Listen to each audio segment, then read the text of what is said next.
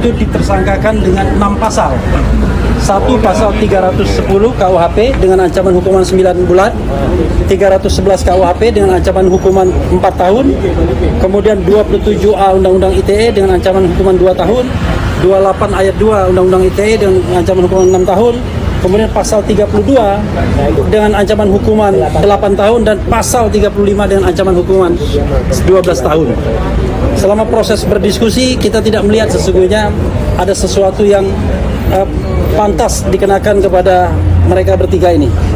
Terutama misalnya pengenaan pasal 32 dan 35, karena dari uraian pihak lawan, mereka sebenarnya melakukan pengaduan-pengaduan ya penghinaan, pencemaran nama baik dan lain sebagainya. Tiba-tiba jumping up dengan pasal 32 dan 35. Tetapi ternyata pasal itu dimintakan oleh Pak Jokowi juga. Nah, itu. Jadi dalam pasal 32 dan 35 dengan ancaman hukuman 12 tahun itu adalah dari laporan Pak Jokowi sendiri. Sementara laporan-laporan yang lain itu hanya pasal 160 yang tidak dikenakan pada mereka, kemudian pasal 28 ayat 2 yang dikenakan dengan ancaman hukuman 6 tahun. Jadi 6 tahun. Jadi kawan-kawan semua, tadi juga ditunjukkan ijazah analognya. Oke? Nothing surprise sebenarnya, karena yang kita temukan ya podo sama dengan yang kita lihat selama ini. Ya, tadi sudah disampaikan yang awal, dan alhamdulillah kami bertiga plus ada 3 ahli yang tadi ada di dalam. Ada ahli pidana Bapak Didit, kemudian ada ahli teknologi forensik ya, itu adalah Pak Prof Tono Saksono, dan kemudian juga ahli satu lagi yaitu Pak Ridho Ramadi, Dr. Ridho Ramadi. Jadi hasil dari kami tentang 99,9% palsu itu tidak berubah, tidak bergeser 1 mili pun. Bahkan sampai the last minute, kami akhirnya sama seperti klaster 1 tadi dipertunjukkan sebuah barang yang diklaim itu adalah ijazah asli, katanya ijazah analog dari seorang yang namanya Joko Widodo. Saya harus berkata dengan terus terang, saya bukan hanya hobi komputer, saya adalah seorang tukang potret sejak zaman analog dulu.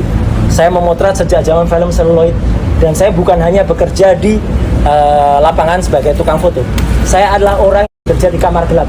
Jadi saya mengerti bagaimana komposisi kalau misalnya kita pakai fixer, kita pakai pengembang, film itu dicuci, kemudian dicetak, kemudian kertas film apa, dan untuk pas foto yang tertempel di barang yang disebut ijazah itu, saya dengan lantang dan tegas mengatakan saya sangat ragu bahwa itu usia sudah lebih dari 40 tahun.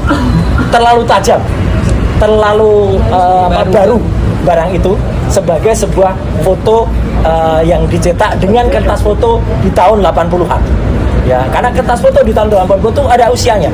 Bahkan ijazah Dr. Resmond sendiri yang usianya baru sekitar 20 tahunan kira-kira, 23 tahun, itu pun sudah mulai berburam.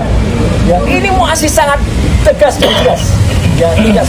Kemudian khusus detail itu, alhamdulillahnya kami meskipun diminta untuk melihat, kami tetap tidak boleh memegang. Ya, kami tidak boleh merasakan. Padahal dia bilang, saya satu lawyer, saya sudah merasakan itu. Kami tidak boleh memegang, bahkan mengintip saja untuk melihat ketebalan kertasnya saja tidak boleh. Ya, padahal itu penting sekali. Apalagi memotret, karena kami dan tetap ada satu pertanyaan besar, karena dalam yang disebut-sebut sebagai ijazah itu ada sebuah goresan di sebelah kiri, ada sebuah garis yang itu menurut saya tidak lazim untuk sebuah ijazah. Itu mungkin hasil dari pre-printing atau printing baru. Ya, kemudian ada lagi ciri-ciri yang kemudian kami pertanyakan, Dr. Resmond akan menambahkan logo Universitas Gadjah Mada yang tercetak. Sepanjang yang saya tahu, warnanya meleset, tidak seperti itu. Warna logo UGM yang bagus itu emas. Ya.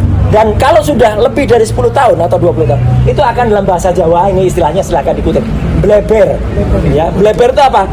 Kemudian pecah, mengembang. Karena tinta dulu tidak sebaik tinta sekarang. Ini tidak ada blebernya sama sekali. Jadi kayak di print dengan kualitas tinta